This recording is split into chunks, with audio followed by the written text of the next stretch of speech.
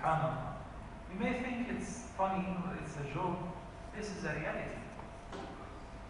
This is a reality. Why did God omit me in the elevator? I don't even know his name. Then he volunteered to tell me this is my 7th Hajj. Why? Why is he trying to impress me? Yeah, I don't even know you. People who like to expose their ibadat and show off for them are the most bankrupt people, because they will get 0 balance of their ibadat. Allah says, أَنَا أَغْنَى الشُّرَكَاءِ عَنِ الشِّرْكِ بِي مَنْ أَشْرَكَ بِي تَرَكْتُهُ وَشِرْكُهُ. I'm the richest of all. If anyone does anything which is supposed to be for me, and meanwhile there is only 1% to please somebody else, he tried to please anybody else along with me, then Allah will reject the whole ibadah, the whole deed. And ibadah is something that benefits you, not Allah. Allah is not in need for the ibadah. He is all rich. When we slaughter our hand, our sacrifice, Allah subhanahu wa ta'ala says, لن ينال الله لحومها ولا دماؤها ولكن يناله التقوى منكم. When we say, MashaAllah, يغفر مع القربان, did he give a piece of meat to Allah? Did he get a bone? Some blood? None of the above. Allah wants you to achieve taqwa, righteousness. Back to the story of the guest. So somebody said, Ya Rasulullah, I'll be more than happy to host him. And in fact, this man was very poor as well, but he has a very unique wife, very righteous wife. The wife was almost Sulaym, may Allah be pleased with her. She's the mother of Anas ibn Malik. You may not read that in the story or in the hadith, but this is just for your information. She said, don't worry about it. We only have the food for our kids, for our youngsters, but we'll take care of that. He said, just put them to sleep. Said, done. So she put the kids to sleep without dinner. Why? Because if she feeds them dinner, they won't have anything for the guests. She put them to sleep, and the light was an oil lamp. So she faded the light that they could barely see.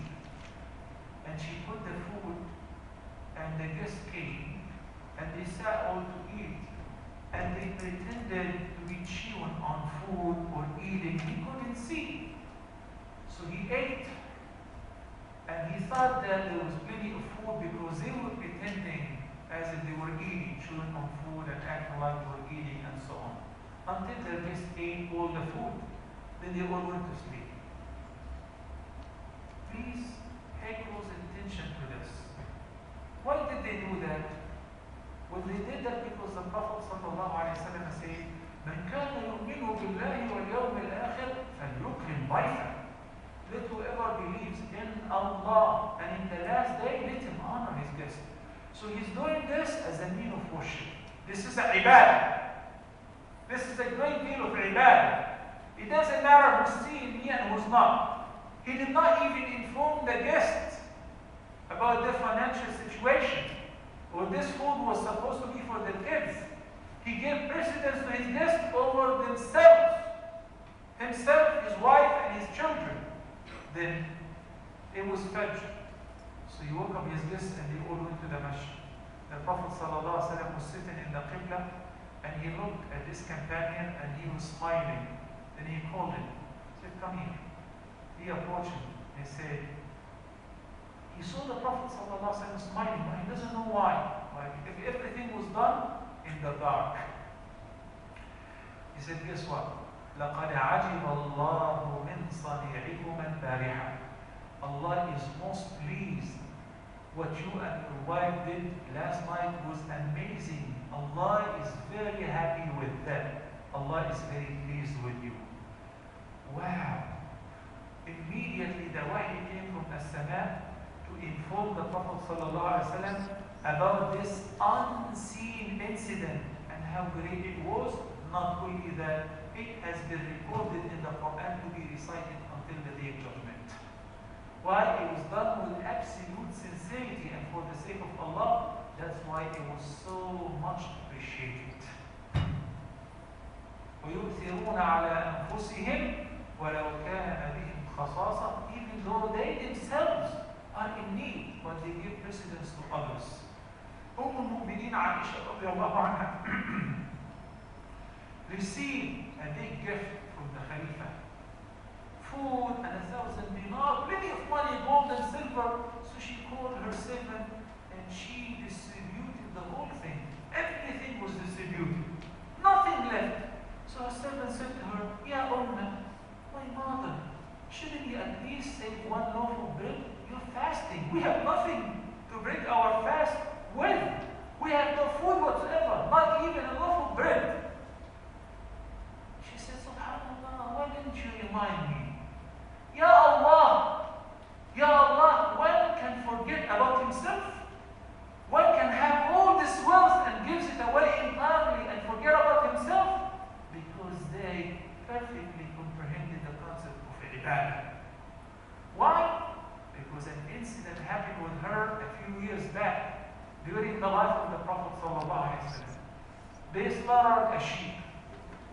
Then the Prophet ﷺ let Aisha take care of it, to distribute it and to cook the rest and so on. When he returned, he said, what did you do with it? She said, Ya Rasulullah, it's all gone except for the shank. This is a piece of meat which the Prophet ﷺ used to like. Well, if it's just a statement, what would you say? I distributed the whole thing, it's all gone. Khalas, alhamdulillah, finished. He said, La ya Aisha, no! Don't you say that. Rather, it has been all saved, except for the shank. Why? Whatever we gave in charity, that is our saving. And whatever we eat, digest and excrete, this is what is gone. Comprehending the proper concept of worship will make us go beyond the ritualistic ibadat. Some people, when it comes to calculating their zakat, are very meticulous. They calculate it by the penny.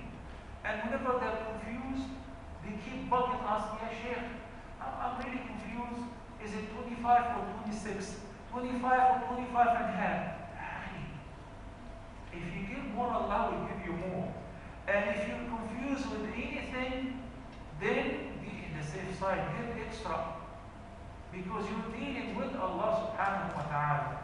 When the Prophet sallallahu alayhi wa sallam said, your sadaqah, which you place in the hand of the faqir, falls in Allah's hand before it reaches the poor's hand.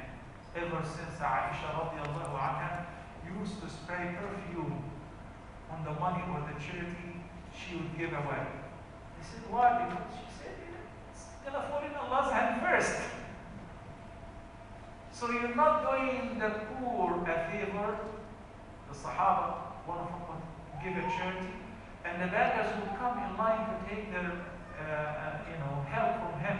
He used to say, مرحبا بمن جاء يحمل زادي إلى الجنة. He would appreciate that the poor were coming to his house to take the charity, because he comprehended that differently. He said, welcome, you guys came to carry my provision to Al-Jannah. Many of us look at it differently. When you give a poor a sadaqah, you think you've done him a favor and you expect him to keep raising his hand. May Allah bless you. May Allah bless your wife.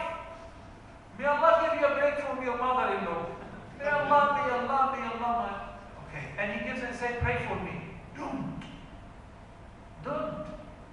Because he got compensated. When you give, try to give it hiddenly. Look at the ibadah, which most of us are negligent of. You want to enter Al-Jannah? Please say yes. Come on. In the beginning, since a few days ago, when I said this is very strange and said that they're shy, they may know the answer and they're shy. In the beginning, I used to think, no, they don't know. But now I'm very sure you know the answer. You want to know Al-Jannah? You want to enter Al-Jannah? Yes. Of course, yes. Alhamdulillah. You want to enter Al-Jannah without reckoning, without hisab? Yes. You know that on the day of judgment, the length of the day will be 50,000 years of our time, and people will be sweating, some people will be drowned in their sweat, and some people will be in terrible shape, and some people will be sheltered in the shade of Allah, the shade of His throne. Did you ever think of being one of them? Did you ever desire to be shaded by Allah on the day when the sun will just go so close that it will make people's brains? Did you ever desire or thought you could be one of those who will be sheltered by Allah's shade on the day? Did you? Did you? Yes. Okay, what did you do in order to get it? What could you do in order to get it? I'm going to give you a very good gift in the remaining few minutes today. And please, make dua. This gift is, you remember the hadith in which Nabi sallallahu alayhi wa sallam said, سَبْعَةٌ يُظِلُّهُمُ اللَّهُ بِظِلِّهِ يَوْمَ لَا ظِلَّ إِلَّا ظِلُّهُ. There are 7 categories, 7 people who will be sheltered by Allah on the day of judgment, when there will not be any shade but His. 7 people, He spoke about the just ruler, and He spoke about this, and He spoke about that. Some people think, no, I cannot afford that because I'm not going to be one of them.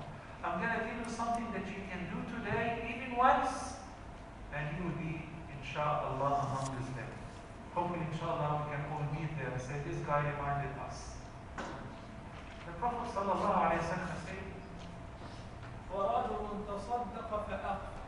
And a man who gave in a charity in such a secret way, he concealed his charity to the extent that his left hand did not know how much his right hand has been given.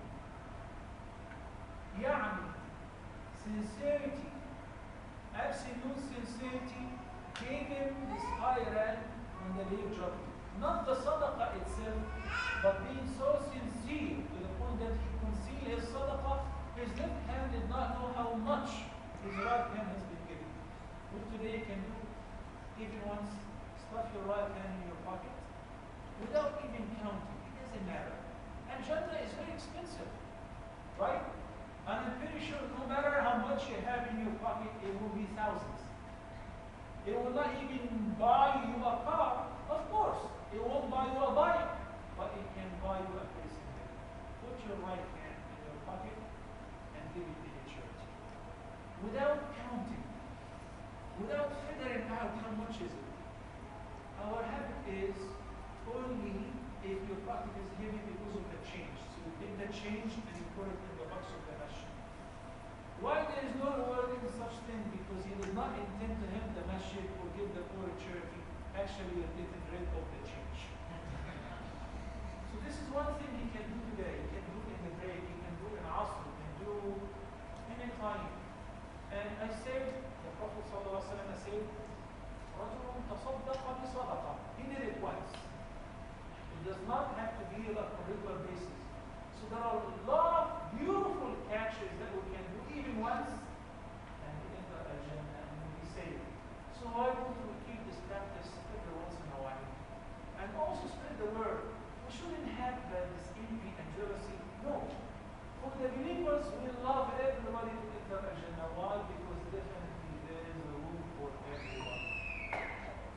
And the Nabi sallallahu alayhi wa sallam said, narrated a long hadith about the last person who shall get out of fire and enter paradise. What do you mean? Because the believers do. The sinners have to be purified from their sins. So, those whose bad deeds outweigh their good deeds will be sent to fire to be purified. Days, months, weeks, years. Then afterward, Allah subhanahu wa ta'ala promised them. If any person have even an atom weight of iman, of faith in his heart, he shall not dwell eternally in fire. Eventually, he will be saved. After Allah, he use Allah's blessing. It's terrible. So, and the Nabi sallallahu alayhi wa sallam said, this person in hell will be calling on Allah to have mercy on him, calling on the angel of Allah, Ya Mahalik, tell Allah, please, enough, I repented. All what I want just to come out of fire. I don't want to enter a Jannah. Just take me out of here. So Allah subhanahu wa ta'ala, after letting him all those years,